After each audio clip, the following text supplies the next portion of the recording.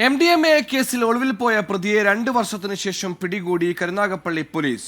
പാലക്കാട് പട്ടാമ്പി ഇന്ത്യാജി ഭവനിൽ ഇന്ത്യാജിയാണ് ബാംഗ്ലൂരിൽ നിന്ന് അറസ്റ്റ് ചെയ്തത്.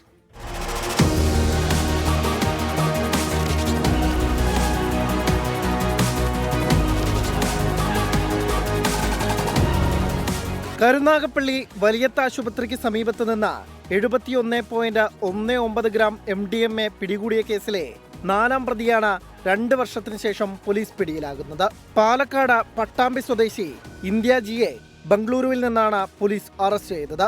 കേസിൽ ഒളിവിലായിരുന്ന പ്രതി ബംഗളൂരുവിലുണ്ടെന്ന രഹസ്യവിവരത്തിന്റെ അടിസ്ഥാനത്തിൽ അവിടെയെത്തി പിടികൂടുകയായിരുന്നു. ഈ കേസിൽ ഇയാളുടെ കൂട്ടുപ്രതികളായ അനീഷിനെയും വൈശാഖിനെയും നേരത്തെ പോലീസ് അറസ്റ്റ് ചെയ്ത് റിമാൻഡ് ചെയ്തിരുന്നു.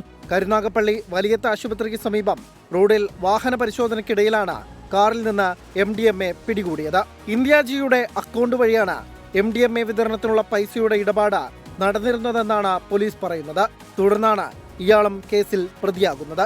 കേസിൽ 2 പേർ കൂടി പിടിയിലാവാനുണ്ടെന്നും ഇവരെ ഉടൻ അറസ്റ്റ് ചെയ്യുമെന്നും കരുനാഗപ്പള്ളി SHO അറിയിച്ചു. 24 കൊല്ലം.